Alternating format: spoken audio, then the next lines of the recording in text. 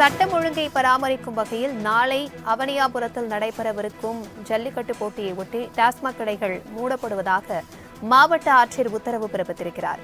இதுகுறித்தான கூடுதல் விவரங்களுடன் எமது செய்தியாளர் மதிவாணன் இணைப்பில் இருக்கிறார். வணக்கம் மதிவாணன், விவரங்களை பகிர்ந்துக்கோங்க.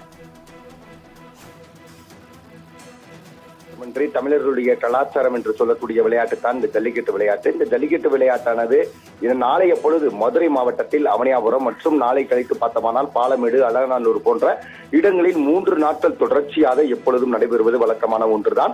அதனுடைய அடிப்படையில் நாளைய பொழுது அவனியாபுரத்தில் இந்த ஜல்லிக்கட்டு போட்டிகளுக்கான ஏற்பாடுகள் என்பது தீவிரமடைந்திருக்கிறது. அதே சமயம் முன்னெச்சரிக்கை நடவடிக்கைகள் மற்றும் பாதுகாப்பு நடவடிக்கைகளும் கூடுதலாக எடுக்கப்பட்டிருக்கிறது. அந்த நடவடிக்கையை நாம் பார்த்தோமானால் கிட்டத்தட்ட மதுரையில் நாளை நடைபெற உள்ள அவனியாபுரம் ஜல்லிக்கட்டு போட்டிகளில் கலந்து கொள்ள உள்ள மாடுபிடி வீரர்கள் மற்றும் காளை உரிமையாளர்கள், பார்வையாளர்களுக்கான 10 அறிவித்திருக்கிறது மதுரை மாநகர காவல்துறை.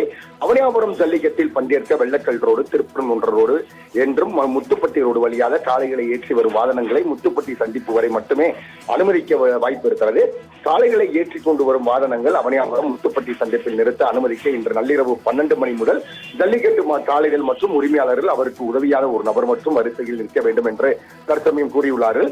ஜல்லிக்கட்டில் பங்கேற்கும் காளைகள் மற்றும் உரிமையாளர்கள் மாவட்ட நிர்வாகம் அணிவித்த அனுமதி சீட்டுகளுடன் வந்தால் மட்டுமே அனுமதி. காளைகளுடன் வரும் உரிமையாளரும் மற்றும் உதவியாளரும் மது போதையில் இருக்கக்கூடாது.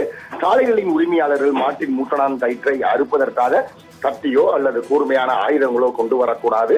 ஜல்லிக்கட்டு காளைகளின் மூட்டனான் கயிறுகளை நீக்குவதற்கு உறுதிய பயிற்சி பெற்ற அலுவலர்கள் தேவையான உபகரணங்களுடன் மாவட்ட நிர்வாகத்தால் நியமிக்க வேண்டும்.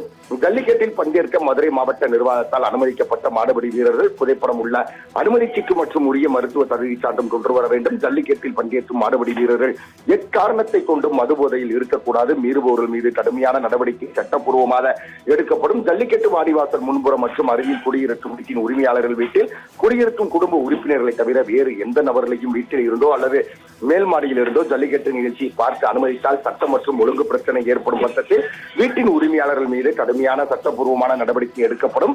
அனுமதி பெற்ற காளைகள் மற்றும் உரிமையாளர்கள் மற்றும் மாடுபிடி வீரர்கள் விதிமுறைகள் மற்றும் வழிமுறைகளையும் மீறினால் சட்டப்பூர்வமான நடவடிக்கை எடுக்கப்படும் என உள்ளிட்ட 10 கண்டிப்பான அம்சங்களை தற்சமயம் காவல்துறை அறிவித்திருக்கிறது.